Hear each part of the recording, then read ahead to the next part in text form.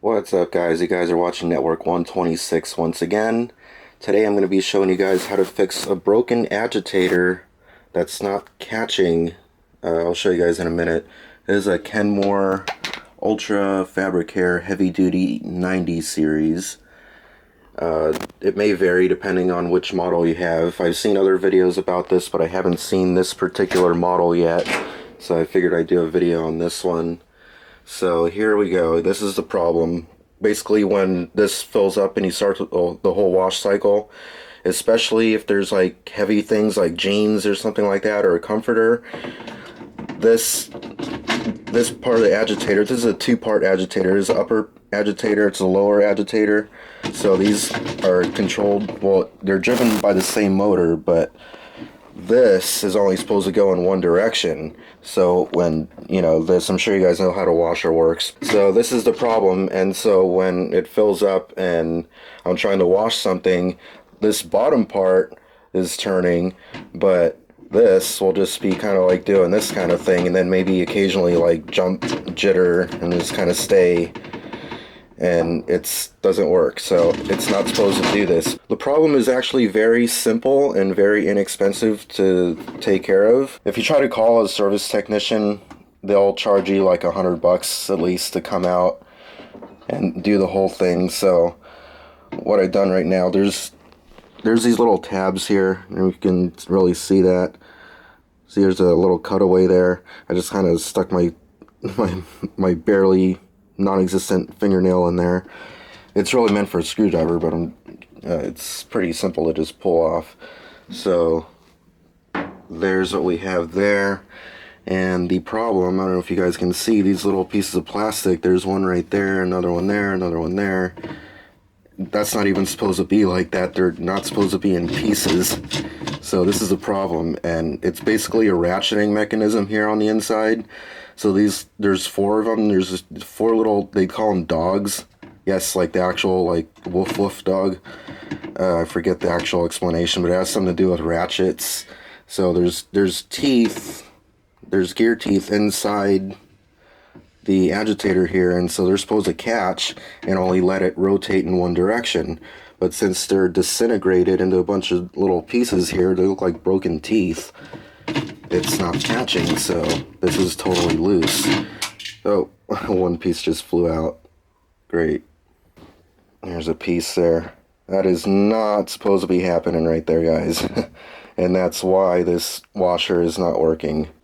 So what we're going to do here, if I got a tool set ready here, I've already picked it out. It's the 3/8 size, and I'm using the longer one, not like one of these little bitty ones, because this you'll see in a minute, because you actually do need to get down in there. So you're going to need an extension.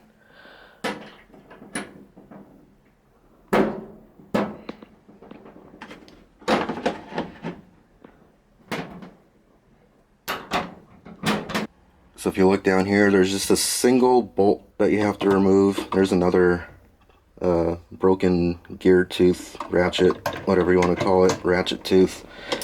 This thing's a mess. So actually this thing's pretty loose already. I don't even need this anymore. Just remove the rest of it this way.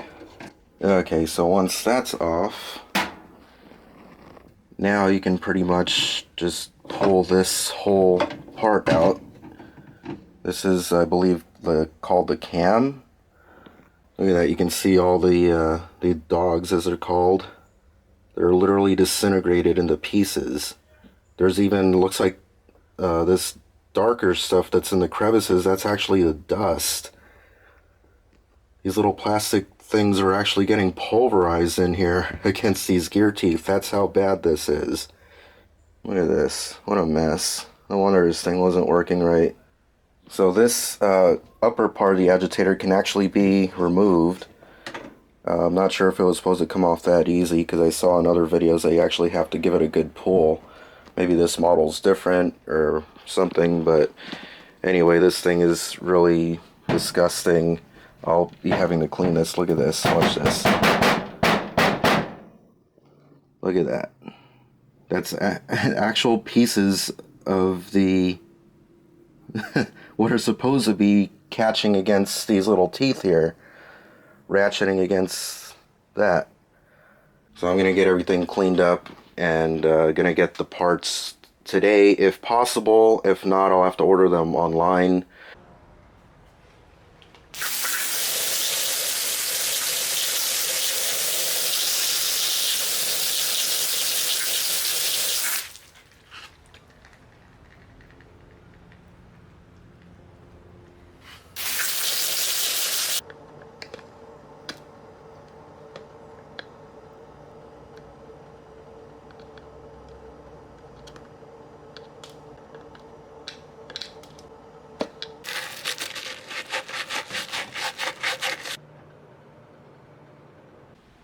Okay, so day 2 of washing machine repair.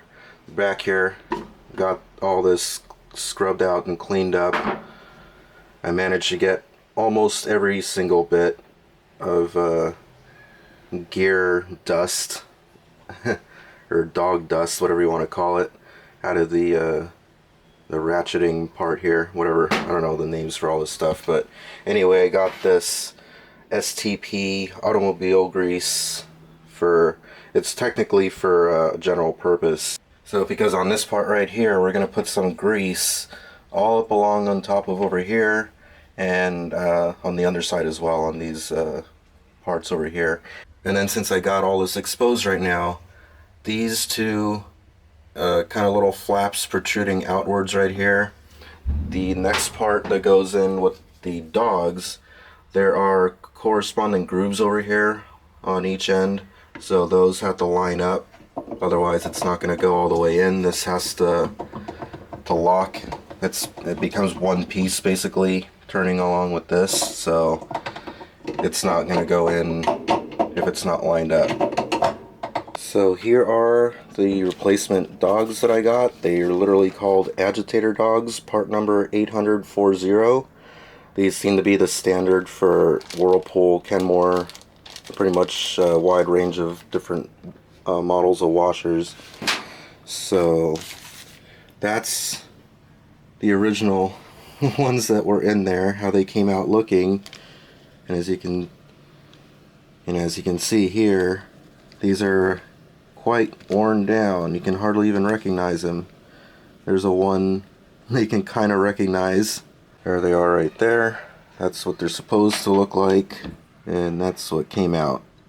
So since I'm trying to save money today by doing this, I didn't get the entire camera placement set, which would come with another one of these, and as well as the dogs, and it would come with another bolt and another washer for that, and I believe another part or two. Oh, and also another thing, the replacement ones of these cams, they seem to have a ring, sort of kind of like this part right here. This isn't what goes on this part like this, but it's very similar to this. And so you would put the dogs in there, and then this ring would come down, and you just push down on it, and it would snap in, and there would be like holes, like one here and one on the other end over there, and it would snap and lock into place. So when you have to put this over like this, it goes upside down, and all the little dogs will fall out. But since that's not how I'm doing it today, I'm just gonna have to improvise. Okay, so installing the dogs is literally this simple. They're supposed to curve inward towards, along the cylinder here. They just drop in like that, and they just sort of flap in and out like that, and they catch onto the teeth of the inside of here. So since I'm not using a replacement cam that has that locking ring that comes down over this and locks these into place, if I flip this over, these will just fall out. So what I'm doing instead is I'm getting this thing, I'm just going to start with it upside down already, and I'm just going to go ahead and put this over this like that, and it's in place.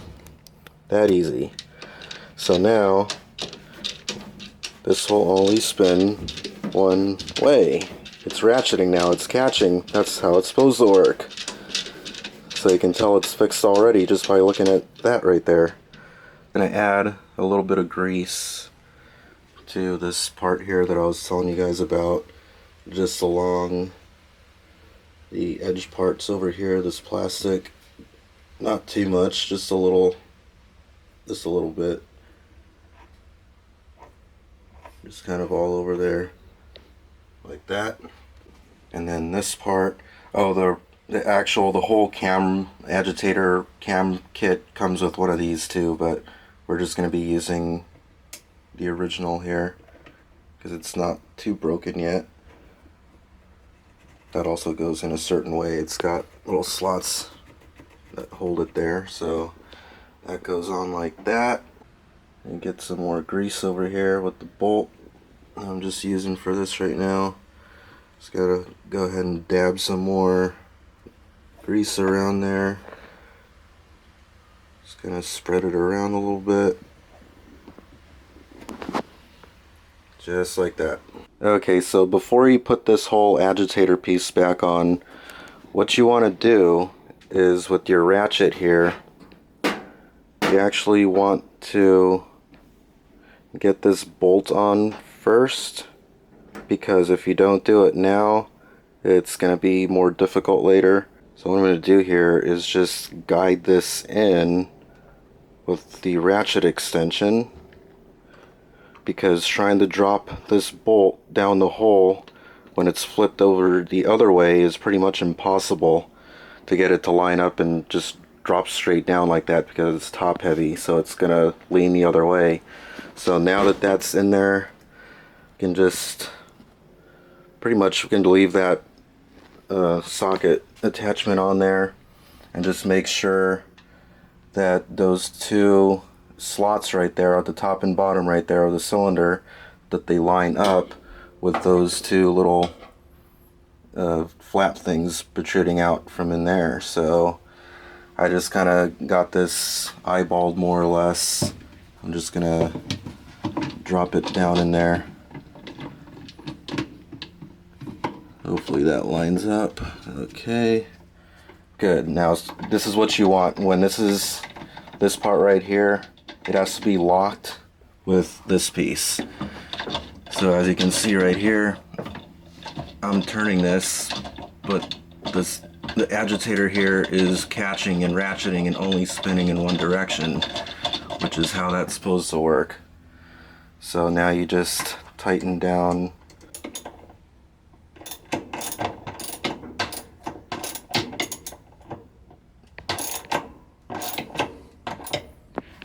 So that's about all you need really. You don't really need to tighten it down too much.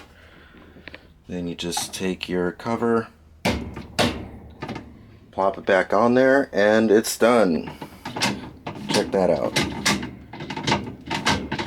That's how it's supposed to work, guys.